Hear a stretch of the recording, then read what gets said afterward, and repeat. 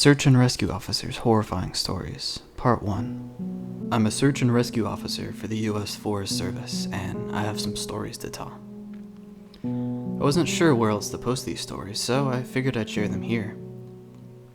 I've been a SAR officer for a few years now, and along the way I've seen some things that I think you guys would be interested in.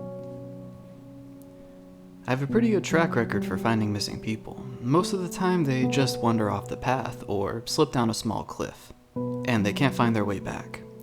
The majority of them have heard the old stay where you are thing and they don't wander far, but I've had 2 cases where that didn't happen. Both bother me a lot, and I use them as motivation to search even harder on the missing person cases I get called on. The first was a little boy who was out berry picking with his parents. He and his sister were together, and both of them went missing around the same time. Their parents lost sight of them for a few seconds, and in that time, both the kids apparently wandered off. When their parents couldn't find them, they called us, and we came out to search the area. We found the daughter pretty quickly, and when we asked where her brother was, she told us that he'd been taken away by the bear man. She said he gave her berries and told her to stay quiet, that he wanted to play with her brother for a while.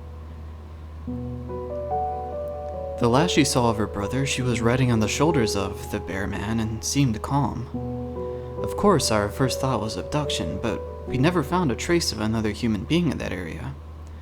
The little girl was also insistent that he wasn't a normal man, but he was tall and covered in hair, like a bear, and that he had a weird face.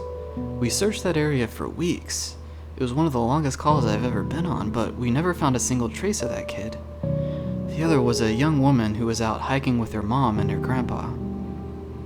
According to the mother, her daughter had climbed up a tree to get a better view of the forest, and she'd never come back down. They waited at the base of the tree for hours, calling her name before they called for help. Again, we searched everywhere, and we never found a trace of her. I have no idea where she possibly could have gone, because neither her mother or grandpa saw her come down. A few times I've been out on my own searching with a canine, and they've tried to lead me straight up cliffs, not hills, not even rock faces, straight, sheer cliffs with no possible handholds. It's always baffling, and in those cases we usually find the person on the other side of the cliff, or miles away from where the canine has led us. I'm sure there's an explanation, but it is sort of strange. One particularly sad case involved the recovery of a body. A 9-year-old girl fell down an embankment and got impaled on a dead tree at the base. It was a complete freak accident, but I'll never forget the sound her mother made when we told her what happened. She saw the body bag being loaded into the ambulance, and she let out the most haunting, heartbroken wail I've ever heard. It was like her whole life was crashing down around her, and a part of her had died with her daughter.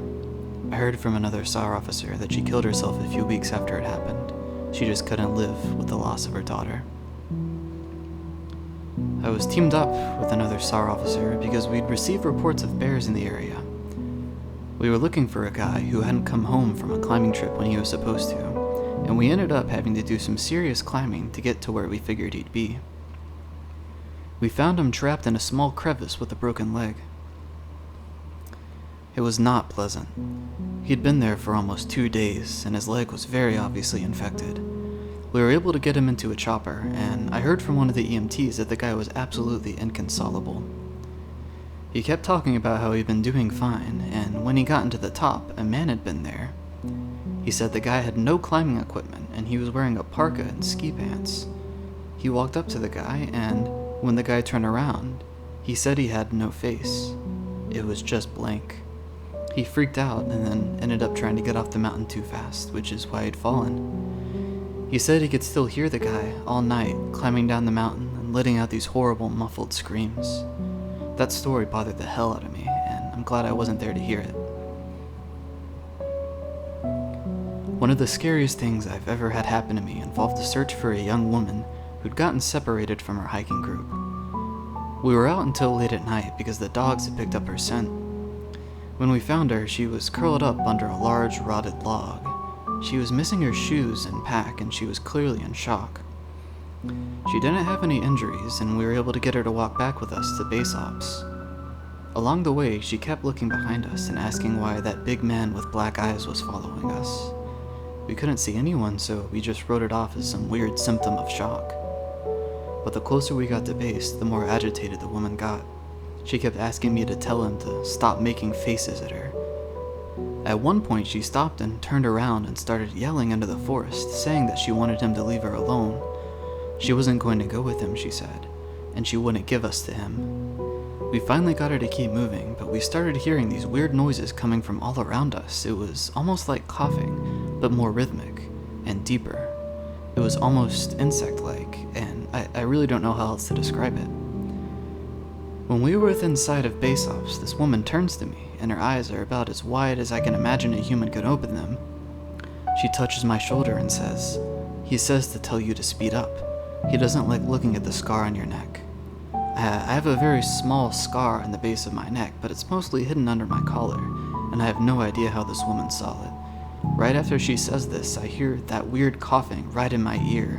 I just about jumped out of my skin. I hustled her to ops, trying to not show how freaked out I was, but I have to say I was really happy when we left the area that night.